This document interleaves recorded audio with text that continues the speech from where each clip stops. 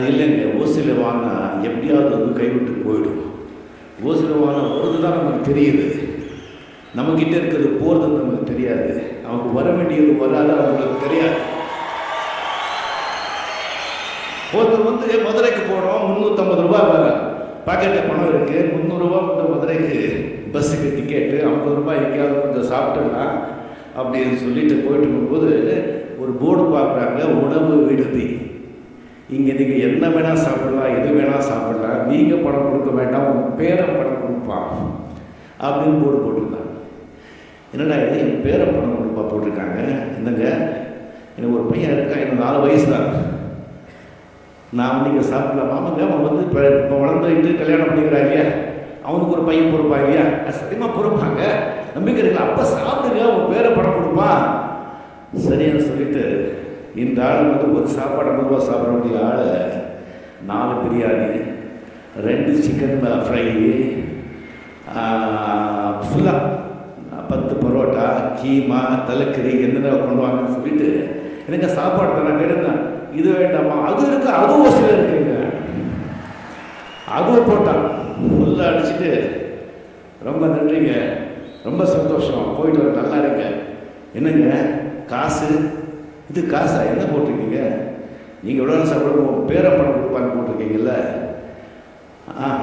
அதுக்கு மேலே பார்த்தீங்களா 200 ஆண்டா 200 வருஷமாக இந்த சர்வீஸ் நம்ம பண்ணிட்டு போட்டிருக்காங்க. ஆமாம் தாங்க, நீங்கள் என்ன சொன்னீங்க பேரை தர. ஆமாம், உங்கள் தாத்தா சாப்பிட்றது யார் கொடுப்பான்,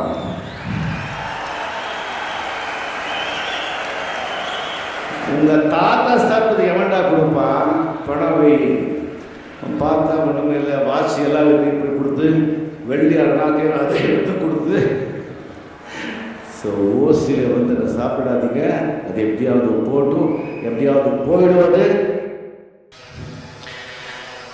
இதில் வந்து நிறைய கட்டுப்பாடுகள் விதிச்சிருக்காங்க, அதனால்தான் இது ரொம்ப சக்சஸ்ஃபுல்லாக நடந்துட்டு இருக்கு.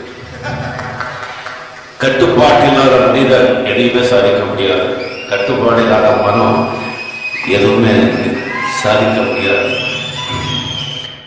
60 வயசு ஆள் வந்து ஒரு ஜோசியர்கிட்ட ஜாதகங்களை கொண்டு போய் கை காட்ட போனாங்க. என் வாழ்க்கை எப்படி இருக்கும், சந்தோஷமா இருப்பேனா, நிம்மதியாக இருப்பேனா, பார்த்து சொல்லுங்க அப்படின்னு சொல்லும்போது அந்த ஜோசியர் சொல்லுங்க, முட்டா, உன் கை பார்த்து தான் பிரயோஜனம், உன்னுடைய பிள்ளைங்க ஜாதகத்தை கொண்டு வா, அவங்க சந்தோஷமா இருப்பாங்களா அப்படின்னு சொல்ற பார்க்கல, அவங்க சந்தோஷமா நிம்மதியா இருந்தா நீ சந்தோஷமா. பிள்ளைங்க பெரிய சாதனையாளர்கள் ஆக வேண்டாம், நல்லவங்களா இருந்தாலும் நல்லவங்களா இருந்து சாதனையாளராக இருக்காங்க.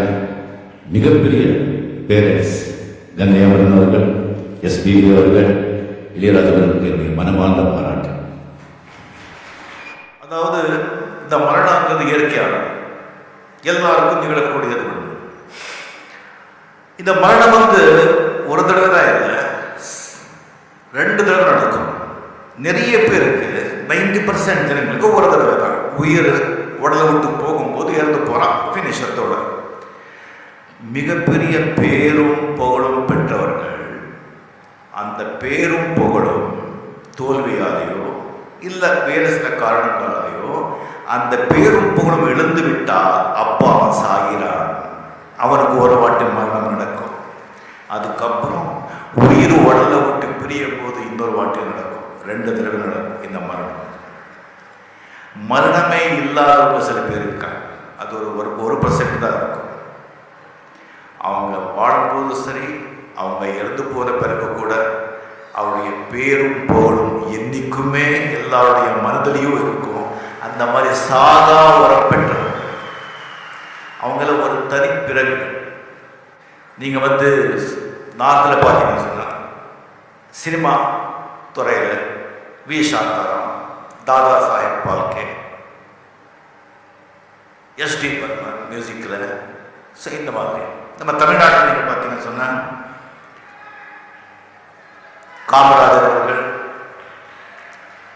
பெரியார் அவர்கள், அறிஞர் அண்ணா அவர்கள், புரட்சி தலைவர் எம்ஜிஆர் அவர்கள், நடிகர் திலகம் சிவாஜி அவர்கள், கண்ணதாசன் அவர்கள், இவர்கள் எல்லாரும் அவர் மறைஞ்சாலும் அவர் பேர் இன்னும் மறையவே இல்லை.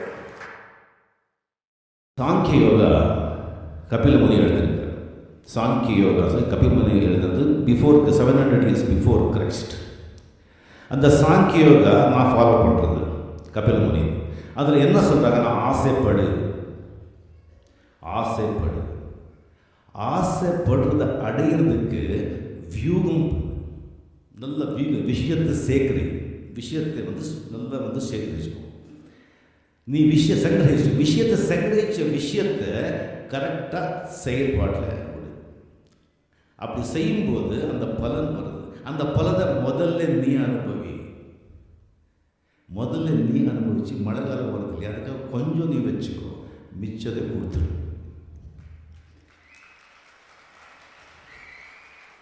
சாப்பிட்டது உடம்புலேயே தங்கிட்டா உடம்பு கெட்டு போயிடும். சம்பாதிச்சதை நாமளே வச்சுக்கிட்டா வாழ்க்கை கெட்டு போயிடும்.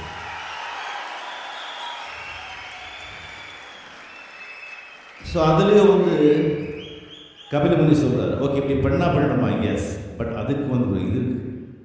சரி, நீ ஆசைப்படுற, அந்த ஆசைப்படுறதுக்கு நீ தகுதி இருக்கா? அந்த ஆசைப்படுறத அடையிறதுக்கு நீ தகுதி இருக்கா? அது உன்னால அடைய முடியுமா? சும்மா நீ சைக்கிள்லே வாங்குறது கஷ்டம், கார் ஆசைப்பட்ட அதுக்கு தகுதி இருக்கா? பேராசை இல்லை. முதல்ல அதை கரெக்டாக ஆராய், ஃபுல்லாக கம்ப்ளீட்டாக எஸ் அப்படின்னு சொல்லும்போது அதை அடைகிறதுக்கு கரெக்டான மனிதர்கள், அந்த விஷயத்தை தெரிஞ்ச கரெக்டான ஆளுகள், அந்த விஷயத்தை கரெக்டான புஸ்தகங்கள், அதை எடுத்துக்கோ, கரெக்டாக ஆராய், கரெக்டாக தெரிஞ்சுக்கோ. அது ஆன பிறகு அதை செய்கிறதுக்கு கரெக்டான ஆளுங்களை சேர்த்துக்கிட்டு ஆதாயமே கீழே விழுந்தாலும் சரி காம்ப்ரமைஸ் பண்ணிக்காத அதை செய்ய நீ அடையிற.